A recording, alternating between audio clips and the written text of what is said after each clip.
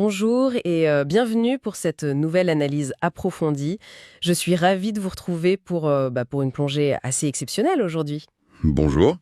Ouais, une plongée qui va nous emmener sur des terrains un peu inattendus pour le coup. Totalement. Alors aujourd'hui, on explore une note qui nous vient d'un média qui s'appelle Sénépost. C'est un texte rédigé par leur correspondant à Dakar, Sall, et honnêtement, l'histoire qu'il raconte, elle capte l'attention à la seconde où on la lit. Ah bah, c'est sûr que ça sort de l'ordinaire. On n'est pas sur un parcours de formation classique là. C'est pas classique du tout, non. La source nous met sur la piste d'un joueur, un jeune Sénégalais de 20 ans, qui s'appelle Baba Diokoun Ndiaye.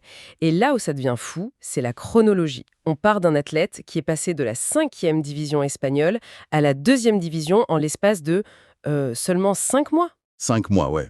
C'est vraiment un battement de cils dans le monde du foot pro. C'est rien du tout. Et l'idée de notre exploration aujourd'hui, c'est de comprendre ça. Comment un talent brut arrive à faire irruption, presque par effraction, dans le football de très haut niveau. Et c'est là que c'est passionnant. Parce que, au-delà de l'anecdote de ce gamin, la note de Sall, elle nous permet de décortiquer comment fonctionne la détection aujourd'hui. On est dans un écosystème hyper structuré, hyper formaté. Très standardisé, ouais. Exactement. Et d'un coup, bim, un profil totalement atypique surgit de l'angle mort. Donc, on va parler de tactique, d'adaptation à vitesse grand V, et puis surtout du décalage entre les statistiques brutes et l'impact réel sur un terrain. Bon, pour bien visualiser de qui on parle, Baba Diokoun Ndiaye, il faut s'arrêter sur les comparaisons que fait le journaliste, parce que il n'y va pas de main morte. Bah, il pose Guénon lourd, très lourd. Ah ouais. La source l'appelle littéralement le, je cite, nouveau Vinicius Junior sénégalais. Et il ajoute que son style rappelle le Sadio Mané de 2012. Quand on lit ça, on imagine tout de suite la foudre, la percussion, la vitesse pure. C'est ça. Le journaliste pose un diagnostic clinique, en fait. Il nous décrit un dynamiteur. Mais ce qui est brillant dans cet article de Sénépost, c'est la nuance juste après. Il dit qu'il est virevoltant, explosif, technique, mais il ajoute tout de suite qu'il est imprécis dans le dernier geste. Et c'est là que la comparaison avec le Sadio Mané de 2012 prend tout son sens, non? Mais complètement. Pour ceux qui ont la mémoire de cette époque, le Mané de 2012, c'est pas du tout la machine froide et clinique qu'on a vue plus tard en Angleterre. C'est le feu follet, quoi. Voilà, en 2012, c'est une fusée. Il peut te déposer 3 joueurs sur 10 mètres. Mais arrivé dans la surface, la prise de décision, elle est encore brouillonne. Et ça, cette imprécision dans la passe clé ou le tir, c'est le classique absolu du jeune talent brut. C'est un vrai phénomène physique quand on y pense. Ah, c'est purement biomécanique. Créer un décalage, éliminer un adversaire, ça demande une décharge d'adrénaline et une énergie maximale. Le cœur bat à 200 à l'heure, les muscles sont sous tension extrême, T'es à bloc, quoi. t'es à bloc. Et dans la fraction de seconde qui suit, pour le dernier geste, il faut faire l'exact inverse. Il faut faire chuter la tension, retrouver une motricité fine, presque de l'orfèvrerie, pour ajuster un ballon. C'est le truc le plus dur à apprendre dans le foot. C'est fascinant dit comme ça. Et donc Baba Diokoun Ndiaye, il est en plein dans ce paradoxe. Il a l'explosivité, mais il doit encore trouver cette froideur. Sauf que, et c'est là que ça devient vertigineux, il doit apprendre ça en accéléré. En très très accéléré. Bah oui, l'article nous rappelle qu'il jouait récemment au Real Madrid C, donc la 5e division espagnole. Et 5 mois plus tard, le voilà à Grenada en 2e division. C'est pas juste monter de niveau, c'est changer d'univers. C'est un changement de paradigme complet. Il faut se rendre compte de ce que c'est que la 2e division espagnole. La 5e division, tu as encore, allez, une petite seconde pour réfléchir quand tu reçois le ballon. Tu as le temps de le lever la tête. C'est ça. Mais la Segunda, en Espagne, c'est un championnat incroyablement dense, rugueux, tactique. Les espaces n'existent plus. Le temps de réaction passe à une fraction de seconde. Le pressing est organisé. Et physiquement, le choc doit être immense. Athlétiquement, c'est un mur. Et puis, il y a le contexte de son arrivée. Justement, parlons-en de ce contexte. Parce qu'il n'arrive pas en catimini. La source précise qu'il débarque à Granada en prêt avec option d'achat, juste après le départ d'un certain Souleymane Faye. Et c'est pas un départ neutre. Ah non. Souleymane Faye, l'article mentionne qu'il part au Sporting de Lisbonne pour 6,5 millions d'euros. C'est ultra précis. Donc Baba Diokoun Ndiaye arrive indirectement pour combler ce vide-là. Et ça, psychologiquement, c'est un poids énorme. Pour un club de 2e division, vendre un joueur 6,5 millions, c'est le jackpot. C'est structurant pour leur budget. Donc le club remplace, en partie, son joyau par un gamin de 20 ans qui vient de la 5e division. La pression est délirante. Tu m'étonnes. Il arrive avec cette étiquette de Paris, il doit transformer son prêt en transfert définitif, et en plus il a l'ombre d'un transfert millionnaire au-dessus de la tête. Et c'est là qu'on arrive au paradoxe le plus dingue de l'article. Face à cette pression, face à ce gouffre de niveau, on pourrait s'attendre à ce qu'il coule.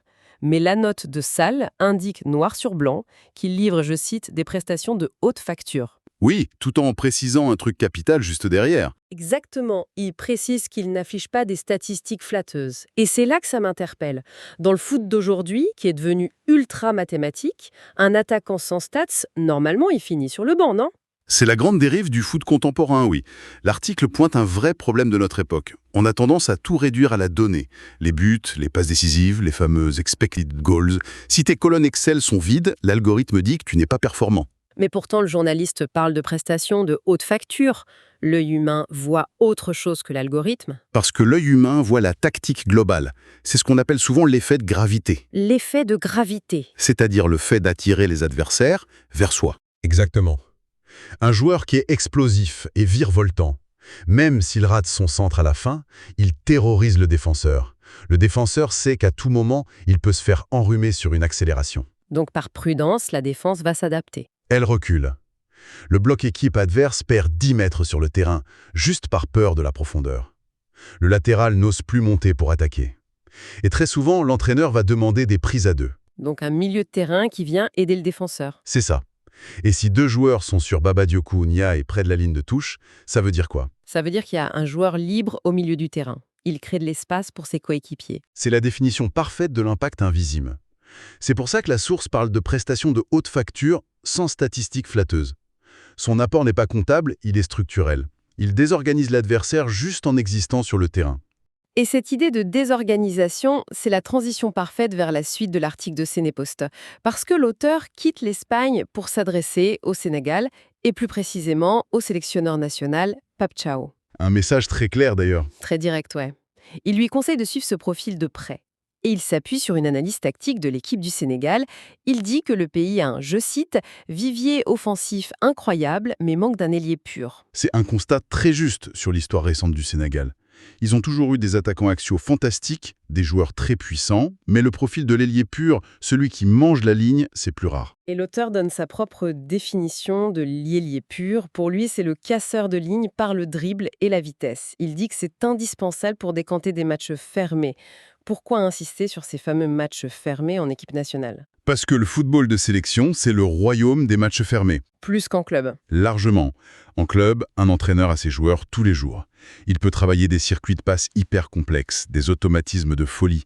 Un sélectionneur, il a ses joueurs 3 jours avant un match. Donc tu vas au plus simple? Tu vas au plus solide.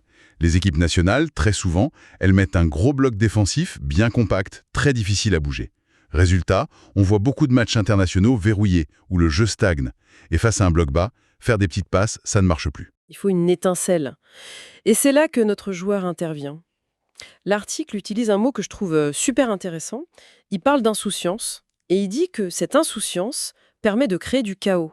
Créer du chaos, c'est magnifique comme expression. C'est puissant, ouais. Mais qu'est-ce que ça veut dire concrètement sur le terrain, Charles? Le foot pro d'aujourd'hui est obsédé par le contrôle. On analyse tout à la vidéo, on sait exactement comment l'adversaire va se déplacer, tout est chorégraphié. L'insouciance, c'est le joueur qui refuse la chorégraphie. Celui qui sort du script. Exactement. C'est le gars qui va tenter un grand pont dans une zone où le coach aurait demandé une passe en retrait. C'est celui qui accélère à contretemps.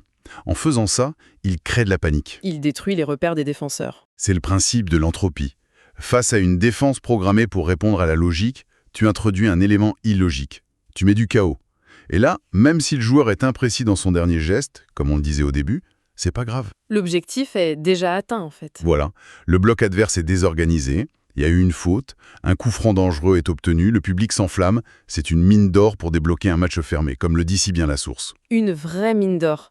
Surtout quand on regarde les caractéristiques physiques mentionnées par l'auteur. Il décrit Baba Diakhou Ndiaye comme, alors je reprends les termes exacts, puissant, technique, vif et rapide. C'est le quatuor magique. Ça coche toutes les cases de l'attaquant moderne, non? La puissance pour tenir debout face aux défenseurs centraux, la technique pour garder le ballon, la vivacité pour le premier mètre d'accélération et la vitesse pour la course longue. Sur le papier, le package est exceptionnel. Sauf que l'article pose une condition. Une grosse condition. Il dit que tout ça, c'est valable, je cite, « s'il est bien encadré ». Et ça, dans ce genre de trajectoire météorique, c'est vital, j'imagine. Qu'est-ce que ça veut dire d'être bien encadré quand on a 20 ans et qu'on vient de sauter 3 divisions? Ça veut dire qu'il faut gérer un tsunami. C'est pas juste l'entraînement le matin, hein. C'est l'absorption d'un nouveau métier avec de nouvelles exigences invisibles. L'hygiène de vie, ce genre de choses? L'hygiène de vie, la nutrition, le sommeil. Quand tu montes en intensité d'un coup, ton corps risque la blessure grave à tout moment. Il faut un staff médical et athlétique hyper pointu autour de lui. Et puis, il y a la charge mentale. Surtout avec la pression du transfert dont on parlait. Exactement. Il faut que son entourage, sa famille, ses conseillers l'aident à garder les pieds sur terre, accepter de faire des super matchs sans marquer, sans énerver, empêcher que cette fameuse insouciance se transforme en arrogance ou en indiscipline tactique. C'est un équilibre très fragile. Et il faudra qu'il le trouve vite s'il veut réaliser la prophétie de l'article.